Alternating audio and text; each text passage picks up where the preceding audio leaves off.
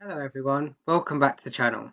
I'm Brandon Silver, a construction, contentious and transactional lawyer, and today we're talking about a topic that's often misunderstood in construction contracts, the difference between defined and undefined provisional sums. Understanding these terms is essential for managing costs and risks effectively on construction projects, so let's now dive in. So, first, a quick recap. What are provisional sums? Provisional sums are allowances included in construction contracts to cover work that may need to be done but is not fully specified at the time the contract is signed. The provisional sums act as placeholders for anticipated but undefined tasks or materials that are expected to arise during the project.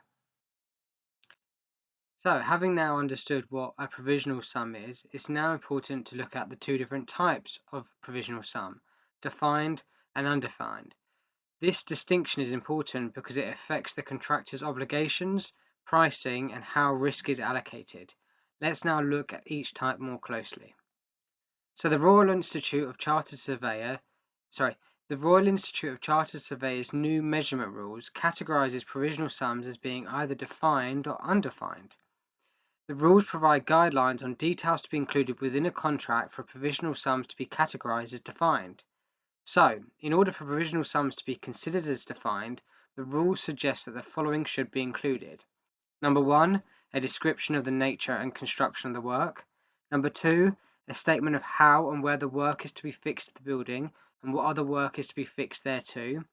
Number 3, a quantity or quantities that indicate the scope and extent of the work. And number 4, any specific limitations and the like.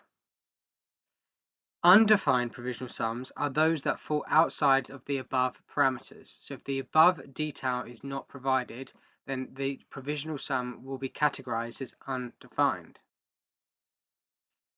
So, defined provisional sums are used for work that's partially specified.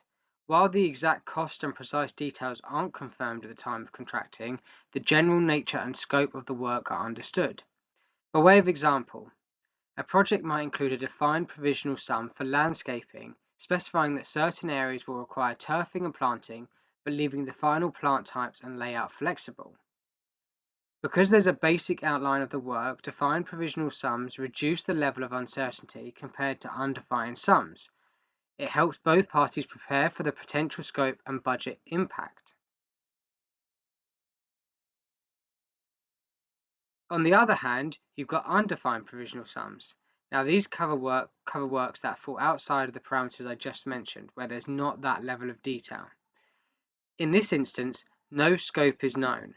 With undefined provisional sums, there's little to no information on what the work will involve and hence more uncertainty.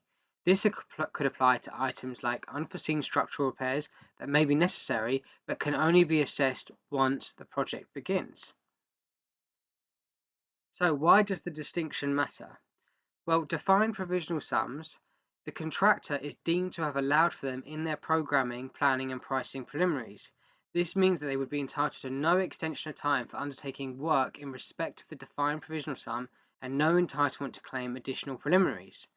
A contractor must allow sufficient time in the program to account for lead times, etc., in respect of the works instructed under a provisional sum and have ultimately made sufficient allowance for preliminaries for the work to be instructed under the provisional sum. On the other hand, with undefined provisional sums, the contractor is not deemed to have allowed for them in their programming, planning and pricing preliminaries, and therefore would be entitled to appropriate extensions of time and preliminaries associated with the undefined provisional sum. So, here are a few tips to help you manage defined and undefined provisional sums effectively. My first tip is to limit undefined provisional sums where possible. Undefined provisional sums should ideally be limited to genuinely unforeseen items. When possible, aim to convert them into defined provisional sums, or better yet, fully specified items to reduce project risk.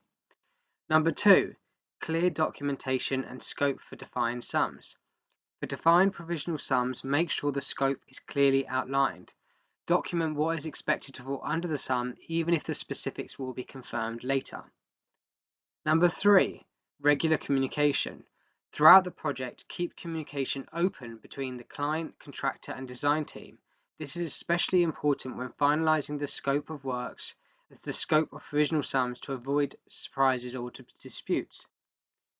Number 4, understand the impact on project cost. Be aware of how provisional sums, particularly undefined ones, can affect the overall project cost. Regularly review the project budget to accommodate any updates as provisional sums are finalized. Finally, where defined provisional sum is in place, be aware that you are deemed to have allowed for them in your programming, planning and pricing preliminaries. It is so important that you understand that. So that's a quick summary of the differences between defined and undefined provisional sums. Understanding these distinctions can help you better manage costs, timelines, and understand risks in construction projects. Thanks for watching. I hope you found this useful. Please like, subscribe, and leave any questions in the comments below. I'd like to address them in any future video. Thank you.